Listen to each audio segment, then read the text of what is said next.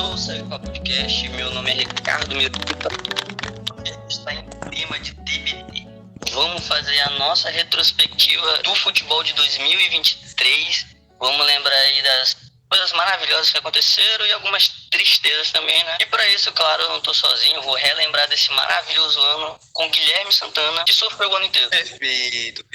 Infelizmente no futebol não me deu muitas alegrias em questão do meu time, né? O Flamengo não me trouxe alegrias. Me deu agora no final, né, com a contratação do De La Cruz, mas o ano em si não me deu tantas alegrias, mas vamos relembrar outras coisas que foram legais no futebol. E é isso, galera. É o presente de Natal, né? De La Cruz. Perfeito. Eu também tô com o Kepler Ribeiro aí, que teve um ano sim, por aí, pagando pelo Moto Clube. Bom dia, boa tarde, boa noite aí.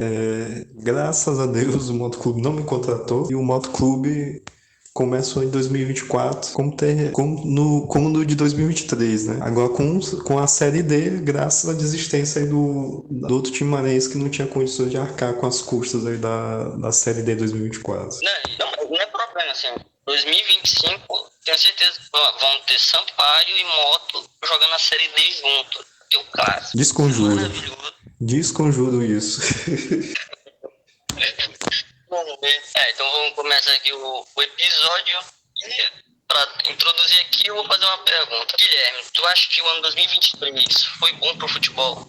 Que tu, de modo geral, assim, pô, foi legal, foi migué? Não, foi legal, assim, foi surpreendente. Acho que foi bem surpreendente pro futebol, eu acho que em vários aspectos. Mas foi bom, tirando a parte do Flamengo, do meu time, foi muito bom. Acho que interessantes aí, que a gente vai citar. E tu, cara? Teve coisas interessantes aí no futebol aí no ano de 2023. As aleatoriedades, né? A Liga Árabe ficou extremamente famosa, né? E aí as pessoas agora podem assistir direto na Bandeirantes pelo Datena, né? E o dinizismo também. E o dinizismo que não ganhou o Mundial, mas pelo menos durante 15 minutos iludiu os outros que poderia ganhar. Então teve coisas interessantes aí no ano de 2023. Eu não queimando a pauta porque a gente tava falando isso, mas eu achei tão ridículo o goleiro que o Fluminense ficou 15 minutos dominando o City, sendo que jogou 4-0. Não, e o Flamengo que levou o Liverpool pra prorrogação não foi nada. O Fluminense sendo pressionado, conseguindo sair e não toma gol pra Fluminense. Vou fazer na minha... Ok, né? Vou queimar a pauta, vou fazer logo pro nosso primeiro tema. Claro, não podia ser diferente.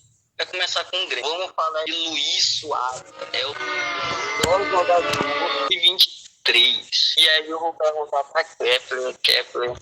Cara, eu sei que a gente já falou de tantos episódios, mas assim, eu acho que o objetivo desse episódio é relembrar, né? E ver a importância das coisas que aconteceram. Tipo, qual foi a importância dos Soares em 2023? Rapaz, o Soares em 2023 provou que ele é um mega craque, porque com o joelho doendo, só jogando com uma perna, ele jogou mais do que muito jogador que tem 22, 23 anos no futebol brasileiro. Então,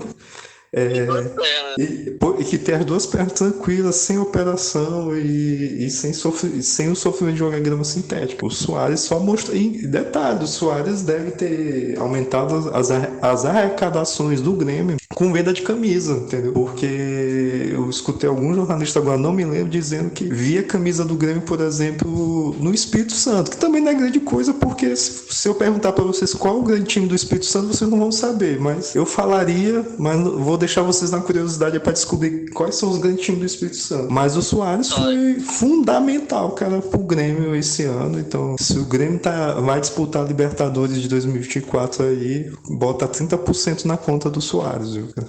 Ele jogou muito e jogou no nível de responsabilidade que também é invejável aí para muitos jogadores de futebol profissional. De Kepler, grande time do Espírito Santo. É o Vitória, não é? Pior que não. O Vitória, tu tá com o Vitória da Bahia. Pior que não. Eu concordo com o Kepler. O Luís Soares foi extremamente importante em todo aspecto. Financeiro, de desempenho em campo. Carregou o time do Grêmio, que ainda que fosse um time qualificado, se não tivesse o Suárez, não ia ter a campanha que fez. E eu acho assim, pensando em 2024, vai maluco. Eu acho que não vai ter um cara como o Luis Suárez no Brasileirão do ano que vem. Eu não sei se o Guilherme concorda. Eu acho que essa é a principal tristeza do Suárez ter saído e ter mais. Que ele não vai jogar o Brasileirão e o Brasileirão não vai ser o mesmo sem ele. Concordo. Eu não concordo, né? Até porque o meu time vai vir amassando geral. Então, o Brasileirão realmente não vai ser igual foi com o Suárez. Vai ser muito melhor, porque o Mengão vai passar o carro. Não tem jeito. O De La Cruz, ali, ó, o De La Cruz e a Arrascaeta vão destruir a zaga de qualquer time. Ou seja, vai ser um Brasileirão muito melhor. Mas claro que o Luis Suárez no Brasileirão deixou o futebol mais incrível, né? Eu acho que tanto os torcedores do Grêmio ou até a galera que acompanha o Brasileirão, acho que ainda não caiu a ficha que o Suárez jogou no Brasil, pô. O Suárez simplesmente, recebendo várias propostas de vários times, optou pelo Brasil para jogar um gauchão para disputar o Campeonato Brasileiro, cara. Então, acho que ainda não caiu muita ficha, porque está falando maiores centroavantes da história, atual, da história. O Suárez faz dentro de campo é bizarro. Um centroavante igual ele é raro. Está acostumado a ver centroavante faz muito gol, mas e também dá assistência, participa de gols, é igual o Suárez, eu acho que não tem. O cara é centroavante e tem mais assistência que muito jogador aí, cara. Então, acho que o Suárez foi muito importante para o futebol, não só para o Grêmio, mas para o futebol brasileiro em si. E eu acho que a vinda dele trouxe jogadores e vai trazendo, acho que jogadores que a gente não imaginava. Por exemplo, o Valência, até o Payet também no Vasco. Então, acho que o futebol brasileiro acho que vai deixar saudade para o coração de todo o povo brasileiro. E eu acho que todo o povo brasileiro agradece por ter visto ele jogar aqui pelo Brasil. E infelizmente foi com a camisa do Grêmio. O Suárez no Brasileirão, o brasileiro é um negócio diferente, assim. Ainda que ele seja uruguaio, a gente não esperava que ele jogaria aqui no Brasil. E era muito bom. Era muito bom e eu acho que realmente não vai ter um cara do nível dele no Brasileirão do ano que vem. Então, ainda que tenha um Flamengo, tenha trazido aí o De La Cruz, De La Cruz, que não dá nem pra comparar com o Luis Suárez, né? E isso aqui tá gravado, viu, Guilherme? Tá gravado, falando aí que o Flamengo vai amassar. Se não acontecer, eu vou lançar isso em algum lugar. Tudo bem, pô, acontece. Isso aí, então. Beleza, agora passando para o próximo tópico. Outra coisa maluca que também aconteceu nesse ano, com um integrante também do trio MSN, foi a ida do Messi para o Inter Miami. O Messi jogou no estádio, tá jogando nos Estados Unidos. Dia 15 de julho o cara foi anunciado. Que era um negócio que o pessoal já tava esperando, né? Que ele saísse do PSG ao fim da temporada. Aí eu pergunto para Guilherme, tu acha que tá dando certo essa parceria Inter Miami, Messi, Beckham, ou isso não vai dar muito certo? Já não tá dando certo. A gente tá falando aqui do companheiro do Suárez, né? Que agora o Suárez foi anunciado no Inter Miami novamente. O Messi e o Suárez vão jogar juntos. E, pô, eu acho que tá dando certo pelo que o Messi procurou depois de viver um caos no PSG, toda aquela relação tóxica, não só ele, mas ele e o Neymar também viveram no PSG. Acho que o que o Messi queria tá dando certo sim. Começou bem, tem bons números, deu um título inédito pro Inter Miami, que até então não tinha nenhum, até mesmo um time recente, mas não tinha nenhum título. E o Messi queria, né? O Messi quer ficar mais com a família e os Estados Unidos é isso, é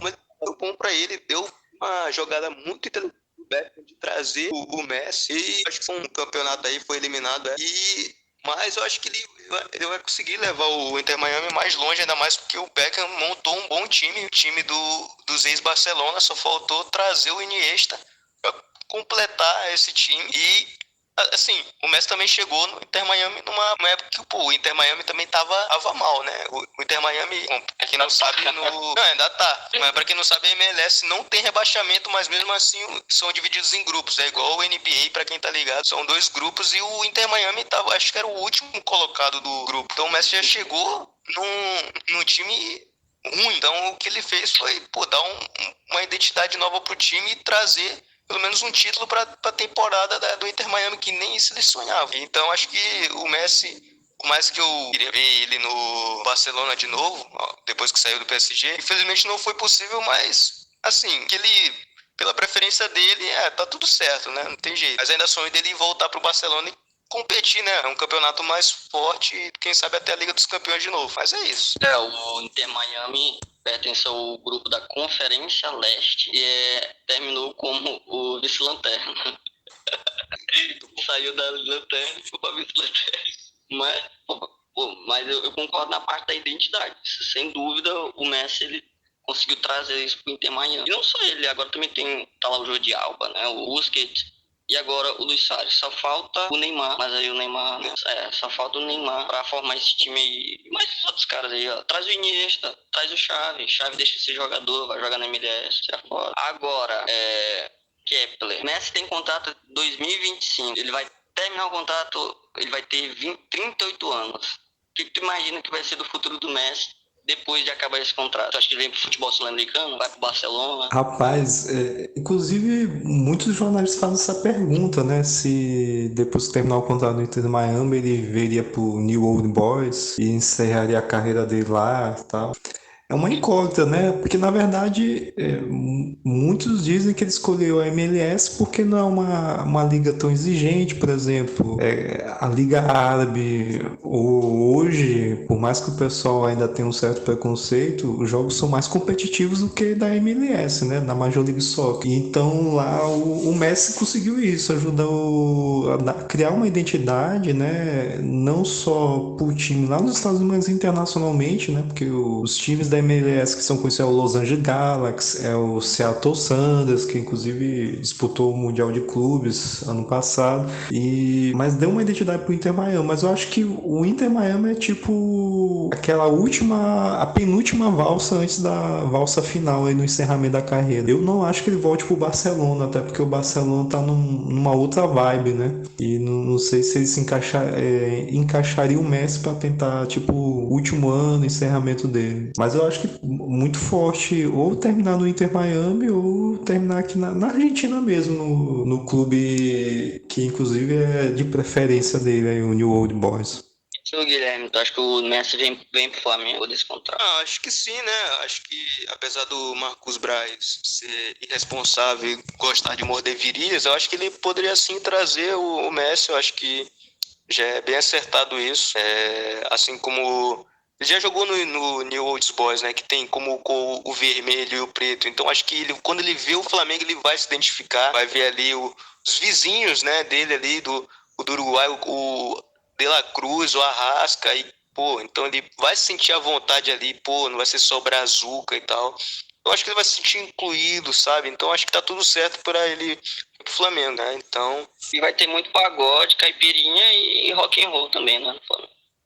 Caipirinha, samba, carnaval. Cara, acho que o David Braz, o Marcos Braz, ele beberia o vômito do Messi pra ele vir pro Flamengo, assim. Seria completamente absurdo, mas pensando assim, Brasil, idealizando aqui, né? Eu acho que o Flamengo seria o único time que teria dinheiro pra trazer o Messi.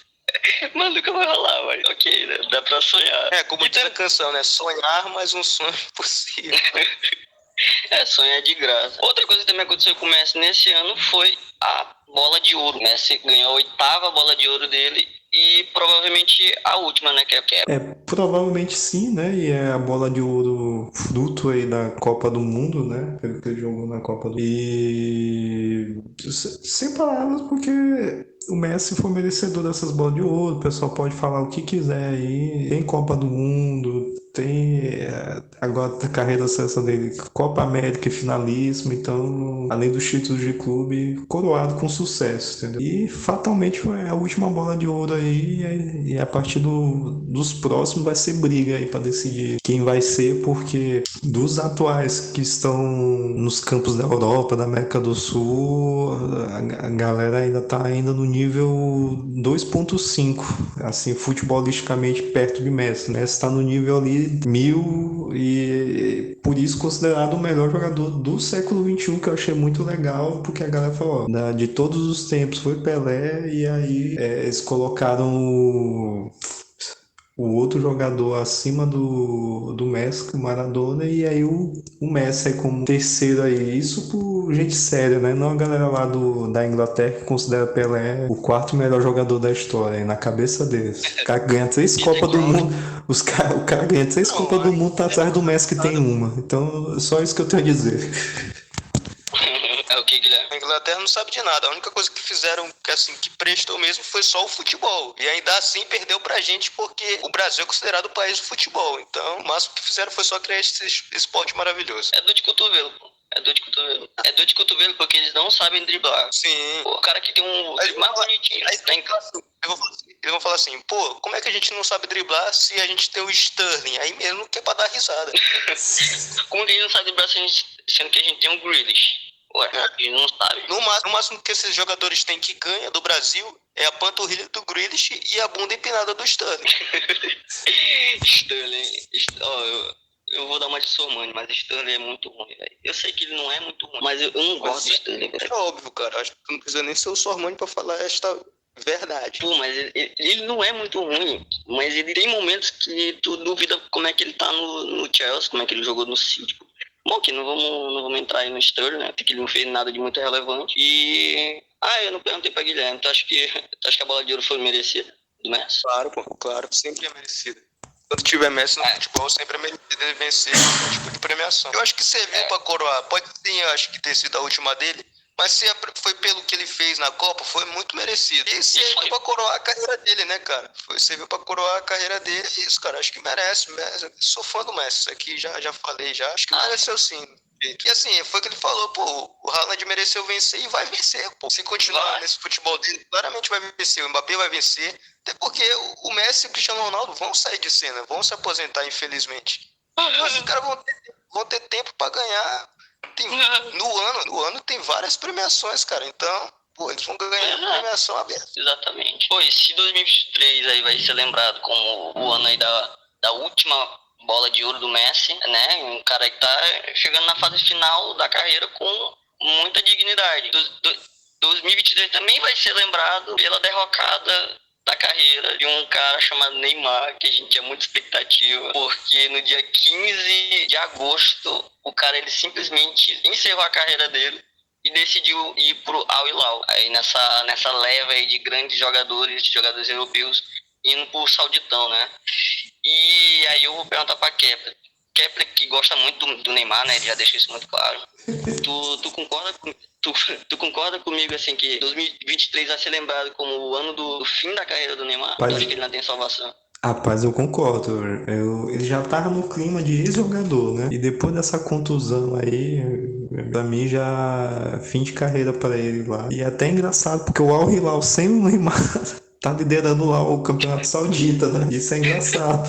E o Jorge Jesus preocupado com se o Neymar ia se recuperar. Então, assim, não dá mais, cara. E assim, seja quem for o técnico da seleção brasileira ano que vem, Diniz, se o Diniz vai continuar, se vai vir Abel Braga, que isso é outro tópico aí da retrospectiva, não conte com o Neymar, não, cara. O Neymar já deu e ele não tem uma disciplina, por exemplo, do Ronaldo Fenômeno, que se contundiu, passou meses sem jogar e se recuperou para disputar a Copa de 2002 e ganhar a Copa, né?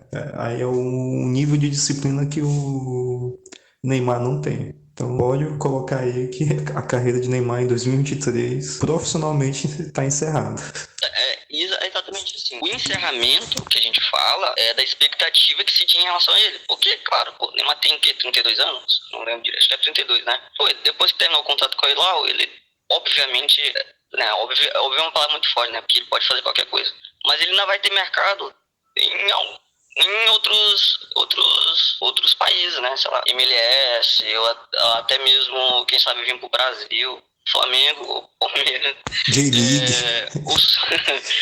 ou pro Grêmio. Mas, assim, o encerramento da carreira que a gente tá falando é da expectativa. É a expectativa de que ele poderia ganhar uma bola de ouro, por exemplo, que ele poderia ganhar mais uma Champions, poderia ser um cara de destaque no futebol europeu. Isso, pra mim, acabou. Não dá mais pro Neymar.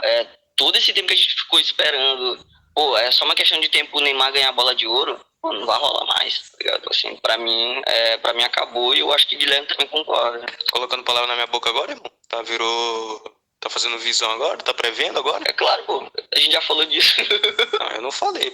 Primeiro aqui que ninguém entendeu a ideia do Neymar. Primeiro que ele foi pro Al-Hilal pra pagar o Cruzeiro, que todo mundo sabe que Cruzeiro, pagar um Cruzeiro daquele é caro. Não é porque o Neymar, mas, pô, ele tinha que garantir, até porque ele tem uma filha agora. Ele tinha que separar uma parte do dinheiro que ele já tinha pra pagar as fraldas. E essa outra parte que ele ganhou com o Al-Hilal pra pagar o Cruzeiro. Então acho que a galera, assim como ninguém entendeu a ideia de jogo do Botafogo no ano, a galera não entendeu essa parte do Neymar. Então acho que ficou um pouquinho dessa dúvida aí com a galera. Mas quanto a essa questão aí do, pô, acabou a carreira dele em questão da expectativa, isso aí dele ganhar uma bola de ouro e tal, isso aí acabou há tempos, desde quando ele decidiu ir pro PSG. E provavelmente ele foi para buscar um protagonismo solo, né, que ele tinha um protagonismo no Barça, mas como um trio. E só que o que ele esquecia é que, pô, no Barcelona, se ele tava achando que ele tava meio que sendo apagado ali no Barcelona por ter o Messi, beleza, porque tem aquela questão, né, de uma bola de ouro que a galera falou que era pro Neymar ter vencido, mas quem venceu foi o Messi.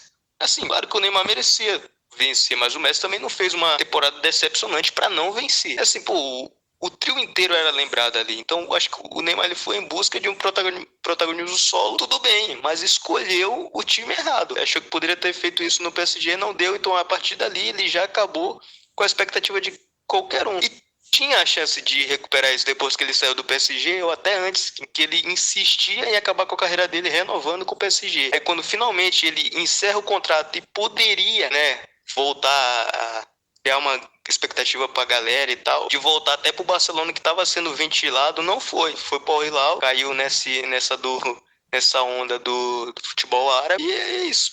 Chegou já lesionado, voltou da lesão, fez uma partida, se lesionou novamente, dessa vez mais grave, até que ele ficou mais tempo. É complicado, cara, é complicado, então é decepcionante, né, pra um jogador que a gente sabe que tem talento ainda também, mas que faz escolha. É ruim porque, tipo, a carreira dele acabou não pelo talento dele, mas pelas escolhas que ele fez na carreira.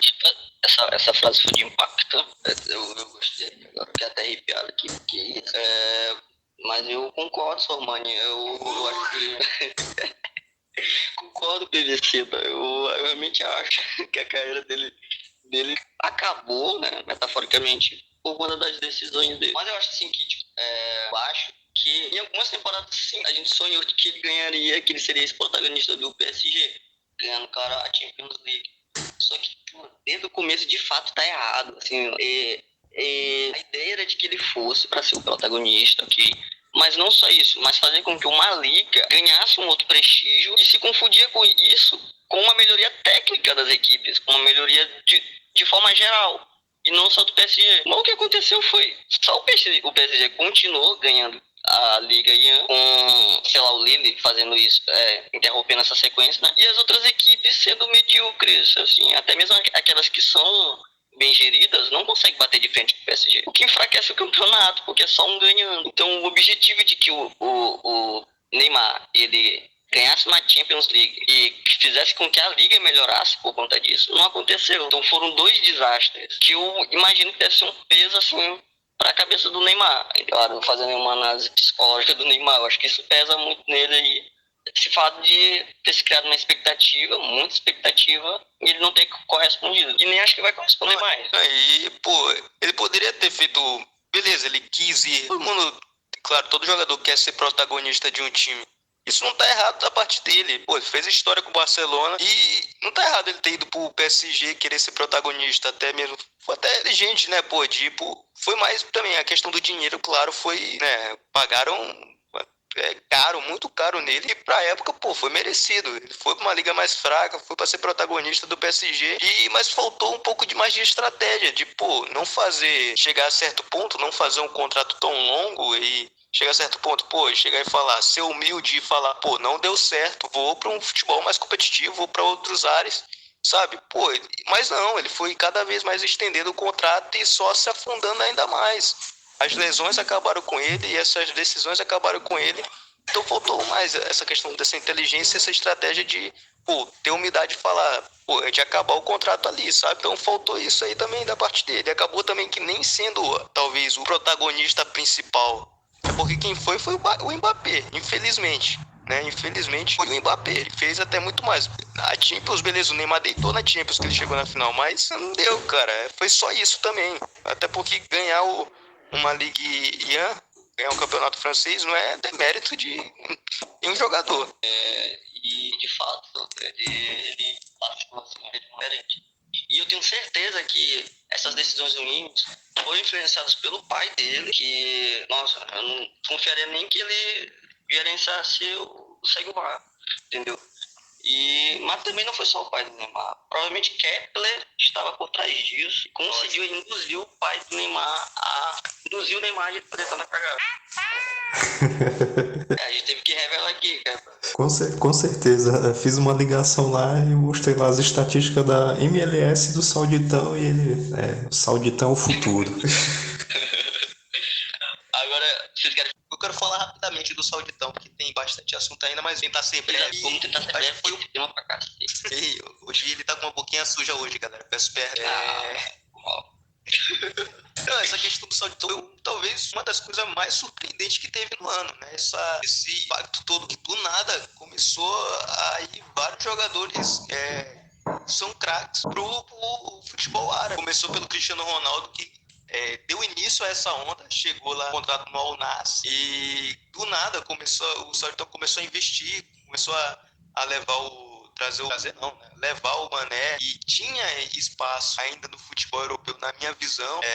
Teve outros jogadores que eu não vou lembrar agora, mas teve o Firmino, teve o Fabinho, depois levaram o Neymar, mas acho que bem depois dessa onda, que essa onda começou, então, do nada teve essa onda do Sauditão, e pelo visto até agora parou, né, porque não contrataram mais ninguém assim de importância, e cara, foi assim, pra mim eu vou ser sincero, eu não assisti nenhum jogo do Sauditão o ano inteiro, então pra mim tanto faz. Eu só fiquei meio que decepcionado por alguns jogadores que foram jogadores que tinham ainda espaço na Europa, né? E até eu acho que principalmente o Firmino, na minha visão, o futebol que ele saiu do Liverpool tinha espaço para jogar, ser titular em vários times da Europa grandes, não é time pequeno, não, grandes, mas fez uma escolha errada e ainda teve a questão do Roger Guedes, que o sonho dele era jogar na Arábia, né, gente? Então...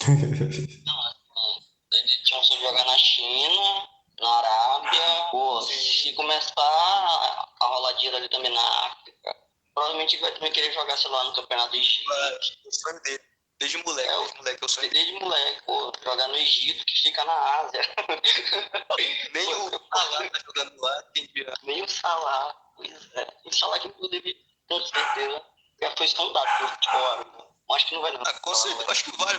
Depois que a Liga Árabe levou o Cristiano Ronaldo e levou vários jogadores grandes do futebol, acho que eles se iludiram com vários jogadores e fizeram proposta para vários jogadores. Tanto que quando o Messi encerrou o contrato com o PSG, tinha não sei se é verdade, mas provavelmente era uma proposta bizarra do time que contratou o Neymar, que agora eu esqueci, que é tanto nome esquisito. Al Hilal. O Neymar é o Hilal. Foi uma proposta gigantesca. Então, eles claramente se iludiram e viram que eles tinham o poder de levar qualquer jogador pelo dinheiro. Os caras estão bebendo petróleo lá. Então, tá tranquilo. Tu falou que não assistiu nenhum jogo, né? Eu também não tinha assistido nenhum até ver o último clássico. Foi Al Ittihad versus o Al Nassr, no caso o time do Benzema contra o do Cristiano Ronaldo. É assim que as pessoas chamam esse time, Sauditão. O time de fundo tal contra o time de tipo amigos do de possibilidade. Vamos ver os amigos do Benzema contra os amigos do Cristiano Ronaldo. Aí a gente tem que tomar cuidado. Pois é, o mais maluco do campeonato de fato, começou a vir jogador pra caramba, alguns que eu nem sabia. Eu vi o jogo e do meio pra frente o time do Al Nassr é maravilhoso. Tinha o Fofana, não lembro onde ele jogava, acho que era no Mono. Aí tinha o Otávio, brasileiro não projeto português, que era do Otávio, acho que era do... Aí Cristiano Ronaldo, né, Mané? E na lateral ainda tem o Alex Telles. Eu assisti um jogo do próprio Sauditão, que era do Al Ittihad, o time do Benzema, agora o outro não me lembro. E com o Datena narrando ainda por cima. Datena e o cara lá da TNT, que era da Esporte Interativo, que tá no TNT Esporte também. Não, o Datena não não sabe o nome do jogador do Brasil, imagina do Sauditão. Pois é. Cara, e nesse jogo específico aí do Al Itália, aí, o time do Benzema, inclusive, é mais ou menos o que tu falou, assim, do meio do campo pra frente, uma maravilha, assim, mas a zaga, a recomposição para marcar não era tão bom, né? E acho que é por isso também que acabaram contratando o Marcelo Galhardo, achando que ele ia fazer um milagre ali no Al Ittihad, né? Gerando até dizendo, ó, o Al Ittihad vai chegar na final e a gente não sabe nem qual é o time, né? O Al Ahly, a gente nunca nem ouviu falar. E o Al Ahly é o maior time da África, né? Com maior torcida, é o maior conquistador de Copa dos Campeões da África e tal. Então os caras fizeram isso e passaram uma vergonha, porque tomaram uma lapada no Al Ahly, né? Então assim, a Arábia Saudita tem dinheiro e é diferente. Ah, dinheiro do patrocinador é dinheiro do Estado da Arábia Saudita, cara. Então, assim, se o cara falar, eu quero 50 milhões, os caras vão dar 50 milhões. E já pensando, talvez, em montar uma estrutura base ali, já que a Copa de 2030 2030 não, 2034 vai ser lá na Arábia Saudita, né? Então, eles querem preparar esse terreno aí para formar jogadores árabes com esse intercâmbio cultural, né? Por enquanto, é como Casagrande fala, continuam sendo times árabes com grandes jogadores, mas ainda não tem conjunto, né? Isso ficou claro aí no Mundial na porrada que o Al Ahly deu no Al Ittihad, né? O Benzema ficou procurando até hoje o que aconteceu. E o Galhardo também, né? Então, assim, é um campeonato que já melhorou, mas ainda é inferior a muitos campeonatos aí que o pessoal assiste na TV. Inclusive, eu vou ser ousado, eu acho que é inferior ao campeonato japonês, cara. Se vocês tiverem a oportunidade de assistir algum jogo da J-League, vocês percebem que é um negócio muito melhor preparado, assim, em termos de time, de conjunto, do que no campeonato árabe. Ainda, mas no futuro eu acho que o Sauditão vai ficar mais competitivo. Essa que é a verdade. Mas é história. É dinheiro do governo da Arábia Saudita. O próximo contratado no ano que vem, se os caras falarem, eu quero 1 bilhão, eles dão 1 bilhão, né? É isso. Se o Arábia Saudita continuar bem financeiramente, o campeonato também vai ser. Então, perdido lá sobre o campeonato saudita, poderia acontecer a mesma coisa que aconteceu na China, né? Muito dinheiro, depois acaba e tal, aí demandado do pessoal. Se o Arábia Saudita continuar bem, o campeonato também vai continuar bem. Agora, fazendo um link maravilhoso, perfeito, de um tema pro outro, que é que eu falei de porrada, né? E de falta de conjunto, então vamos falar agora também do Flamengo e das brigas que aconteceram no ano. Soco de auxiliar no Pedro e Gerson quase matando, não, brincadeira, ele bateu no Varela durante um treino. E aí Guilherme vai comentar aí dessa loucura aí, dessas brigas e do ano desastroso do Flamengo, que foi salvo pelo Tite no final do ano. Não tem muito o que comentar, a gente já comentou isso aí praticamente a temporada inteira do Segue o VAR. Todos os vídeos praticamente foi só sobre falando isso, então não tem muito o que falar. Quero ser repetitivo, porque a gente já sobre isso, né? Querendo fugir do tema, mas somente pra mim já tá cansativo de falar sobre isso. Aconteceu, né? As brigas, infelizmente, com uma gestão horrorosa. O Flamengo teve aquela briga depois do jogo Atlético Mineiro do turno. Que, né, o Pedro levou um CT, na verdade foi o assistente, foi o auxiliar, o Pablo Fernandes lá, deu um soco no Pedro, porque ele não quis aquecer então, a forma que o auxiliar, como que ele achou melhor para fazer o Pedro escutar ele, foi e tentou passar pano ali, que deu ali pro auxiliar dele, não foi nem pro Pedro, foi pro auxiliar. Ele tava querendo passar um pano ali, desvirtuar e tal, mas... e teve também essa questão da briga do Gerson com o Varela, que o Varela apanhou, né? A realidade é essa. Foi uma briga, eu acho que o Varela só ele apanhou, na real. Bem equilibrado, uma hora o Gerson batia, o outro o Varela apanhava. Teve essa confusão que aí foi dando mais notícias ainda pro Flamengo. O Flamengo já tava numa temporada e ainda com um ambiente hora que deu mesmo notícia. Tudo afetou. Acho que esse time já estava afetado pelos maus resultados e com essa questão de brigas afetou mais ainda. Sem contar que também a mordida de virilha que o Marcos Braz deu no torcedor do shopping. Interessante de lembrar. O mordedor de virilha Marcos Braz, inclusive você que está escutando, cuidado com sua virilha. O Marcos Braz tá aí, moleque. Cuidado Messi, cuidado Neymar. Cuidado. Né? O jogo vai se inverter pro Neymar. Né? Foi mal. Mas teve essa questão aí dessas brigas aí que aconteceram, aí teve o ano horroroso do Flamengo que já foi falado aqui um monte de vezes, eu não vou ficar falando tanto. Vocês escutaram o primeiro programa, ou até vários que a gente falou, você já sabe. Começou com o trabalho horrível do Vitor Pereira, perdendo títulos que... jogos únicos até, né? Tem a questão da Supercopa, perdeu o Palmeiras, fazendo uma partida horrorosa, né? Apesar de ter esse placar, e até parece foi quanto o jogo? Não, o negócio foi 4-3, não foi pro Palmeiras? Foi um placar elástico, mas o Flamengo não jogou bem, cara. E veio o São Paulo, que era pra tentar mudar esse ar do Flamengo, e continuou fazendo um trabalho horroroso, e até que perdeu a Copa do Brasil pro São Paulo, que dava pra ter vencido, mas perdeu, só carimbando mais ainda o Flamengo. A questão da má fase também do Gabigol, mas enfim, veio aí o Tite pra tentar salvar o Flamengo, e conseguiu, né? Até porque, como eu falei várias vezes, não era nem pra ter chegado ainda esse ano, o plano era para ele chegar no ano que vem, 2024. Mas ele assim veio, deu até bons resultados, conseguiu salvar até o Flamengo com pouco tempo de trabalho. A temporada que a gente estava passando, a gente nem sonhava com o título, porque chegou até certo momento do campeonato que a gente tinha chance de vencer o Brasileirão, mas não deu, mas mesmo assim conseguiu classificar o Flamengo para Libertadores, que até isso era dúvida na época do São Paulo. É isso. Isso porque tu não queria falar muito do Flamengo. É que eu não entendi. Os caras me decepcionam, mas tem jeito, o coração Não, o Flamengo vai... Mano, os outros times não precisam nem jogar o ano que vem, né? Segundo turno, o Flamengo vai ganhar tudo. Tem jeito. Vocês que se preparem, o Malvadão tá voltando. Se de fato isso acontecer, tu vai deixar de ser palmeirense? Não. Também, tá. aí também é demais. Aí também é demais. Realmente o. Pois Pode falar. pode falar. Não, pode falar. Não, realmente Não, o. fale você. Não, pode falar. Realmente, aí, em relação ao Flamengo, aí foi um ano turbulento. São Paulo conseguiu piorar algo que já estava ruim em termos de relacionamento, né? No papel tinha muitos bons jogadores e no final das contas, aí, no final da temporada, quem salvou a pátria foi um técnico brasileiro, né? O Tite, né? Se tentou tanto técnico estrangeiro no Flamengo e no fim das contas foi o Tite que garantiu uma vaga na Libertadores, né? Que talvez nem isso o Flamengo teria em 2024. Mas realmente o São Paulo, mais um excelente trabalho que ele fez de perturbar ambientes de clube, né? Isso ele passando por mais um e conseguindo isso com sucesso. Depois da seleção argentina lá na Copa de 2018 e outros clubes que ele passou, basicamente o currículo dele só vive ainda da história da Universidade do Chile. Então, Na Universidade do Chile e do Chile, né? Exatamente, é isso. E o Varela até hoje procura como ele tomou o soco do Gerson, essa que é a verdade, porque vazaram fotos aí, alguns vídeos aí que foi uma baita porrada, viu? Enfim. Mas o Uruguai no fim ganhou o Brasil lá no Uruguai, ele ficou feliz ali de ganhar dos brasileiros e ficar se lembrando disso. Agora me vinguei.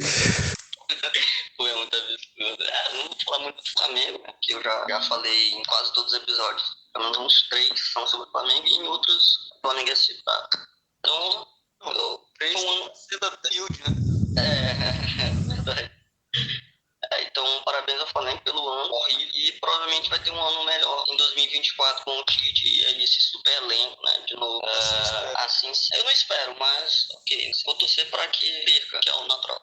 Agora aqui, na lista, a gente teria que falar do Manchester City, mas acho que a gente pode falar depois, quando a gente falar do Fluminense e do Mundial. E antes, vamos falar aí da Copa do Mundo Feminina, mais um grande evento de 2023, finalizado aí no grande evento, dia 20 Isso eu acompanhei, mano. Cara, e Kepler viu todos os Não, mas acompanhei. Minha memória também vai dar minha memória que é muito jogo. Não, nessa época, Kepler, de manhã, 6 horas, ele me mandava mensagem. Pô, essa Colômbia aqui tá jogando muito.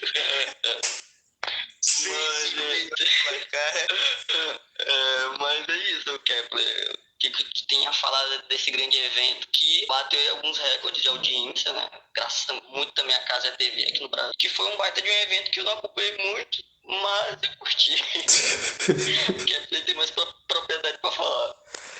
Rapaz, a Copa do Mundo de Futebol Feminino aí realmente deu muita audiência televisiva aqui no Brasil e em vários países, né? E também de público, né? Bateu o recorde de público na última Copa do Mundo Feminino, que foi na França, né? E surgiram aí novas seleções aí que, inclusive, baterem campeões do mundo. Tu falou da Colômbia, né? O time da Colômbia que perdeu a Copa América um ano antes pro Brasil. Conseguiu chegar até as quartas de final, ganhou da Alemanha na primeira fase e ganhou dando show, assim, surpreendendo muito as alemãs e a imprensa alemã esportiva. O Brasil fez, durante a fase preparatória, foi muito bem, mas na Copa do Mundo aí, no jogo do Panamá, Jamaica e na França, deixou a desejar, né? Mesmo quando ganhou do Panamá, faltava ainda algo, né? E criou a sensação de que poderia ter feito mais e a Pia meio que abdicou da brasileiridade do futebol brasileiro, né, cara?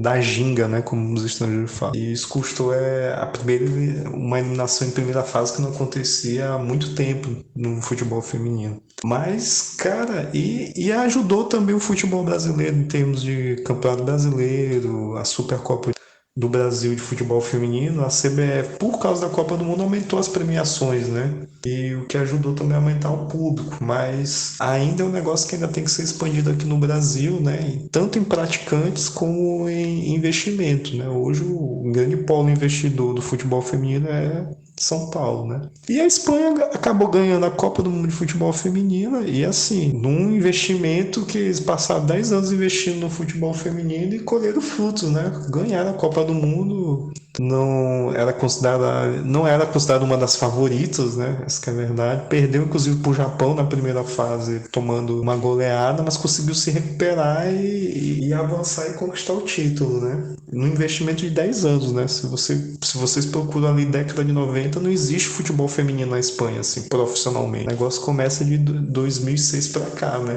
E já colheram frutos, né? E aí fica a expectativa agora com o Arthur Elias para a próxima Copa aí e Olimpíadas, né? Ver o que vai acontecer. Mas em termos de audiência de público, na Nova Zelândia e da Austrália bateu recorde e de audiência televisiva no mundo também bateu o recorde da Copa do Mundo de futebol feminino anterior. Então, muito boa. O resultado final pro Brasil não foi bom, mas pro futebol feminino foi bom. Lembrando que a gente fez um episódio, acho que foi inteiro, falando da Copa do Mundo Feminina. Quem ainda não escutou, pode escutar também, que tá lá no canal e no Spotify. O segundo, muito bom. Isso que eu ia falar também. Episódio muito bom. É o segundo episódio, na verdade, inclusive. É o filme que a gente mostrou, que a gente vê assim, esse episódio ficou passou de 1 hora, mas perfeito. Esse é porque eu apresentei também, não? O primeiro é meio ruimzinho que eu apresentei. Não, também não é assim. Não foi, né? Porque foi muito ruim que também tem que ser falar assim. Mas, também tinha uma gritadeira tocando no fundo. Isso aí também todo esse que a gente grava sempre tem alguma coisinha, mas já é natural, mas a gente promete que a gente vai melhorar isso na próxima temporada. Exatamente. Agora, Guilherme, fale um pouco da Copa do Mundo. Todas as expectativas. Não, peraí. Fala da Copa do Mundo. Tô com sono. Assim, não, eu disse que isso eu acompanhei, mas não vi, assim como não vi todos os jogos, óbvio. Acompanhei alguns e até muito bons. Claro, eu não vou lembrar, galera. Assim, infelizmente, eu não vou lembrar jogo por jogo, porque minha memória é uma merda, infelizmente. Mas eu lembro de estar no interior e ainda assim assistir jogo da Colômbia, não lembro, acho que foi contra a Alemanha. Teve o gol nos acréscimos lá, o segundo gol da Colômbia, muito bom o time da Colômbia. E, depois que o Brasil foi eliminado de uma forma desastrosa, futebol horrível, infelizmente a gente teve que acompanhar uma situação jogando futebol horrível, errando nas mesmas coisas que elas erravam. Todo jogo, questão de passes, é muito ruim, mas agora com o Arthur Elias a gente espera que melhore. O treinador que conseguiu sacramentar isso, a sua história no Corinthians, fez um ótimo trabalho no Corinthians, espero que faça isso na seleção brasileira também. Depois que o Brasil foi eliminado, torci bastante até para a Colômbia, porque era um time interessante. Estava um time muito interessante e ainda tem um time muito interessante. Estava familiarizado com essas outras seleções da futebol feminino, mas a Colômbia me surpreendeu muito. E chegou, na final contra o Brasil venceu a Colômbia, mas mesmo assim mostrou um ótimo futebol melhor que o Brasil. Infelizmente não conseguiu ser campeã, chegar à final, mas tinha uma Espanha que estava muito interessante também, um time de jogadores e já tem um grande nome no futebol. A Bonmatch lá, que é a vencedora, a melhor jogadora oceana, jogou muita bola, várias vezes que jogaram muito. Então a Espanha fez o famoso E ainda lembrando ainda que era com o Teg e o Querido, né? O Querido tava treinando ainda, que não tinha uma relação de merda com ele. E mesmo assim conseguiu ganhar a Copa. Fazendo, acho que até o simples, né? O feijão com arroz que os times muitas seleções não fazem, mas que pra eles deu certo, né? Mesmo relação conturbada com o elenco, conseguiu fazer os jogos e ser campeão. Já que aparece, né, que a forma para ser campeão também é tão inconveniente, eu acho que a gente poderia, a seleção, né, poderia contratar um cara lá do Morabil. Acho que seria um acréscimo, já que a gente não tem mais técnico, né? Uma boa alternativa. Porque não tem um cara que é um cara que já todo mundo odeia, e o pessoal vai jogar muito para ganhar a Copa em nome dessa raiva, entendeu? Motivado pela raiva. E ainda mais se fizerem um contrato de que ele só vai embora se vencer uma Copa do Mundo, aí mesmo que, sabe, que pô, a gente tem que ganhar para se livrar dele. Se não é pela torcida brasileira, vai ser para tirar ele do comando. Perfeito, exatamente. Assim, o pessoal. É porque a gente tem aquela ideia, né, de que só o amor move as pessoas. Não, tá errado. A raiva também move. Tu faz muita coisa por conta de raiva. E eu tô falando disso porque eu queria fazer um link bonitinho pra gente falar da seleção brasileira masculina. Que é feminina. Gostou do link? Pô, foi bem. Bem, falando da seleção feminina, eu acho que ela tem uma boa perspectiva no futuro com o Arthur Elias. E dá pra seleção feminina se dar bem com ele. Agora, a gente pode falar o mesmo com a seleção brasileira masculina. E aí eu já entro no nosso tema, que é o fato de que hoje foi confirmada a renovação de contrato do Carlo Ancelotti com o Real Madrid. Ou seja, adeus seleção, ele não vem mais. Infelizmente, ele não vem mais. É um negócio que a gente já tá imaginando. E agora o Brasil não tem mais um. E só uma pessoa pode dar um rumo pra gente, que é Kevin Ribeiro. O que tu imagina que vai acontecer com a seleção brasileira, já que o Carlo Ancelotti não vem mais? Rapaz, eu não consigo nem comensurar porque no mercado eu só vejo o José Mourinho que toparia um negócio desse de dirigir a seleção brasileira, mas ele teria que conversar com o presidente da CBF nesse exato momento. A CBF está sob intervenção judicial, né? Então não tem nem presidente. Na prática não tem nem presidente. O presidente, o Edinaldo, hoje está sendo julgado na STF a ação dele para voltar à presidência para ele poder conduzir a eleição lá da CBF. Então, difícil, cara, difícil. Se vão manter o Diniz, entendeu? Se o Diniz vai ter tempo para instituir o dinizismo na seleção. E se for técnico estrangeiro, só tem o Mourinho, e aí vem o nome do Abel Ferreira aí também em voga, né? E basicamente seriam dois técnicos ranzinza que barrariam muita coisa e se permitiram em seleção brasileira que provavelmente eles não deixariam que ocorresse. Entendeu? Mas assim, a perspectiva de técnico é um grande ponto de interrogação. Entendeu? Vai depender se o Edinaldo vai continuar, quem vai ser o novo presidente da CBF na eleição. Vai depender de muita coisa. E se nós estamos aqui cogitando José Mourinho, Abel Ferreira, o Diniz continua, né? Pode aparecer um nome aí do nada, nadinha, que surpreenda a todos. Mas vamos aguardar. Nebuloso em termos de para a questão de ter na seleção brasileira de futebol masculino. Um grande ponto de interrogação. Acordei hoje triste já, porque eu fui abrir minhas mensagens e daí já tá com a postagem pronta, com a renovação de contrato do Ancelotti. Meu Deus do céu. Já começa a ouvir. Aí eu comecei a perguntar, mano, o que rolou? O Edinaldo, ele mentiu? O Edinaldo, de fato, tinha alguma coisa leva com o Ancelotti, mas como não era um contrato, ok, ele pode simplesmente depois dizer, não quero mais. E ele viu que estava um desastre a gestão da CBF e pulou fora, o que eu acho correto, até não tá errado. E é a opção mais provável de acontecer. Sim, porque visto que, deu merda na CBF, não vou dizer. O clima da seleção em si também, que, pô, o Ancelotti já deu um time já pronto, que tá bem, sem campeonato, e que tem um bom elenco, que vai receber bons jogadores, né? No caso do Endrick, já tem um futebol já tá indo bem. Para vir para a seleção que tá num clima conturbado, por mais que tenha jogadores que já treinam com ele no Real Madrid, é um outro ambiente, cara. É um ambiente que vai ter muito mais pressão. Eu acho que ele pode ter tido essa visão de aqui no lado que eu tô mais confortável, já tô fazendo um bom trabalho, deixar ela pra lá. Até porque se teve um contrato, obviamente foi um contrato verbal que o cara não tem compromisso com nada. Ele pode simplesmente negar ou desistir a hora que ele quiser. Tem nada assinado. Então pode ter acontecido isso. E também, eu tô tirando a pressão da Madrid para que ele decidisse logo qual vai ser dele, qual vai ser o prêmio dele, sabe? Que a gente já tá chegando aí na metade da temporada europeia. E os caras, óbvio, ele já tem que pensar, mano, aqui vem eu vou ter quem no comando do time?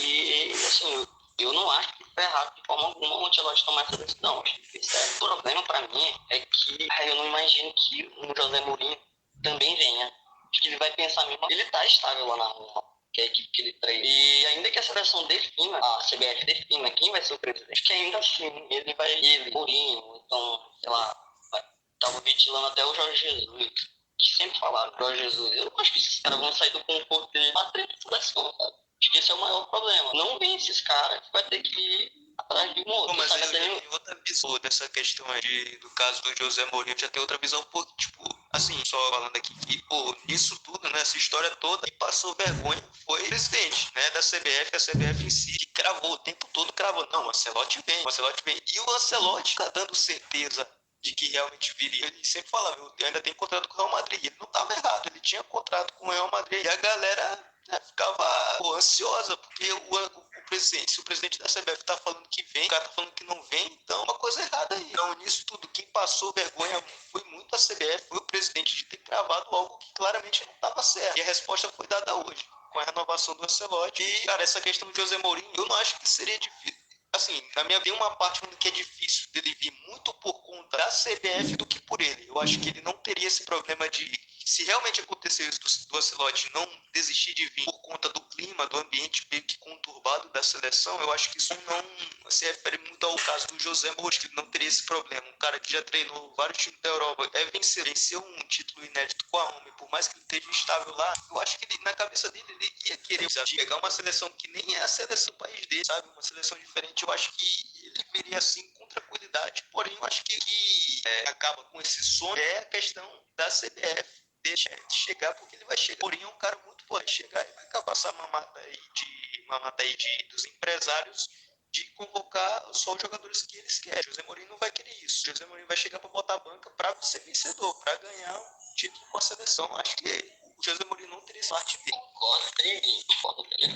Cara, olhando por esse aspecto aí mesmo do conforto, essa bagunça da CBF aí não vai acabar agora, entendeu? Inclusive, os jornais falaram que o pessoal já estava conspirando contra o Edinaldo desde agosto, mas esperou esse final de ano para poder, quando ele estava com a guarda aberta, para poder dar esse golpe judicial para poder convocar a eleição já em janeiro, não no outro mês como estava programado. E aí fica difícil tu trazer um técnico do nível do Mourinho diante de uma disputa de poder dentro da CBF, entendeu? E aí sobra só, se for fazer essa análise aí da vaza que tá, só sobra o Abel Ferreira e o Diniz, né, como técnico da seleção brasileira. A não ser que tenha uma grande reviravolta aí e surpreenda todos nós, mas pelas análises aí que estão corretas, entendeu? Por enquanto é isso que temos. Mas eu acho que dessas opções que tem aí do questão do Diniz, Dorival, até o Abel, dessas opções, assim, o Abel é mais, desses que são mais prováveis, o Abel é o melhor colocado para assumir a seleção. Acho que o Diniz não dá, cara. Assim, essa questão dele tá em 2 clubes, ou até mesmo se ele ficar só na seleção, acho que não dá. Se a gente quer realmente ver o Brasil voltar a vencer uma Copa, tem que trazer um técnico experiente. Diniz, beleza, venceu a Libertadores, tá, tem futebol, uma boa tática de futebol, porque ainda tem para evoluir. Mas não é algo que vai trazer a vitória para o Brasil de ser campeão. Acho que tem que trazer um cara mais experiente. E acho que para mim, dessas opções aí de prováveis, tinha que ser o Abel. Tem que tentar, tem que ser ousado, cara. Eu já falei isso em outro episódio. A gente está falando de seleção brasileira, a maior seleção do mundo, querendo ou não. 5 Copas do Mundo não é pouca coisa. Quando tu tá falando da maior seleção do mundo, não está nada o presidente da CBF ousar em buscar um técnico maior, um técnico vencedor. Então acho que dessas opções aí, pô, Diniz pra mim não dá, e nem até mesmo o Dorival tem como. Tem coragem pra jogar, tem que saber jogar, tem que trazer o Abel Ferreira. Aí tu quebra o Palmeiras, pra não quebrar o Fluminense, quebra o Palmeiras, porque o Palmeiras tem mais chance aí de dar seguimento a esse trabalho com outro jogador, com outro técnico.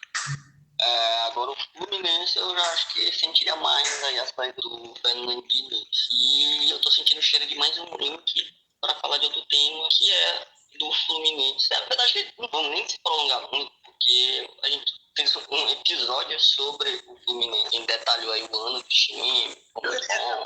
A maioria do que a gente falou, a gente já foi citado em algum episódio. Foi o episódio perdido. Isso. Tirando esse. E uns outros que a gente perdeu. Mas é um remember, né? Vamos fazer um TBT aqui, lembrando para o momento do ano. E, óbvio, o Fluminense foi um dos destaques desse ano, com o título da Libertadores e com o título de ter ficado 15 minutos segurando a bola contra o Manchester City. E tentar criar alguma coisa nova, tipo quadro novo, porque querendo ou não ficar muito repetitivo a gente ficar falando só tipo dos assuntos da semana. E que, sei lá, criar algum quadro, sabe? Pra não ficar aquela mesma repetição, ainda mais porque a gente ainda não tem como colocar imagem no podcast, então ter as imagens por enquanto, ter essa dinâmica assim de conteúdo. Perfeito, então encerramos aqui o nosso último episódio gravado do ano, né? Não sabe se vai postar ainda esse ano.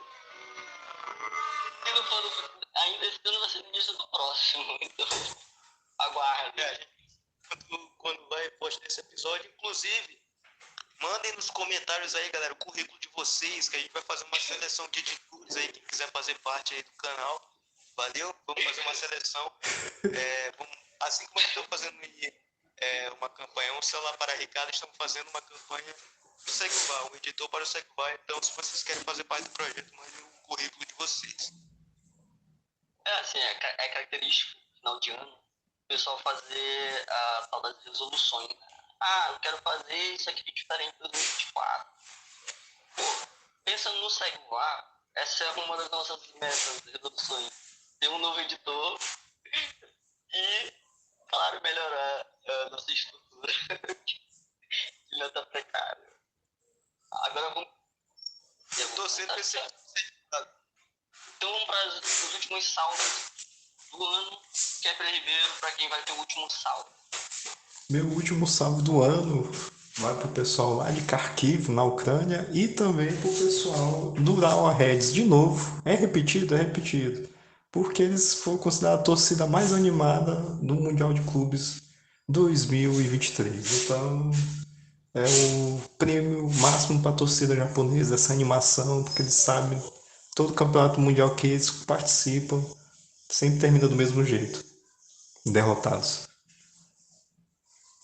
Que isso, frases fortes, impactantes no último episódio. Guilherme, tem alguma frase aí de Sormani?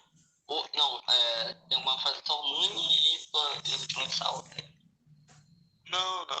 Queria meu salve hoje vai pro público, né, que teve aqui com a gente. Esse aqui é o último episódio dessa temporada, não vou falar do ano, porque esse episódio aqui pode sair em 10 de fevereiro, mas pelo menos vai sair, não tem jeito.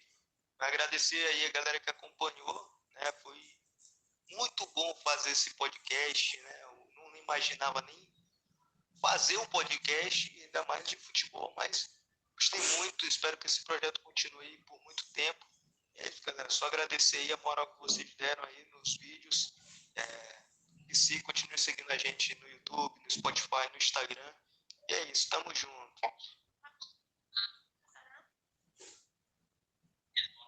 Quarto integrante, Levinho.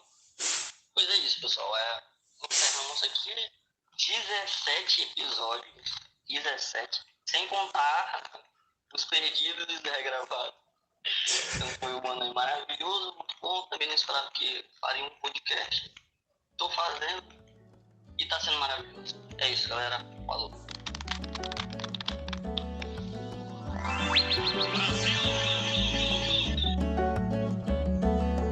Parem.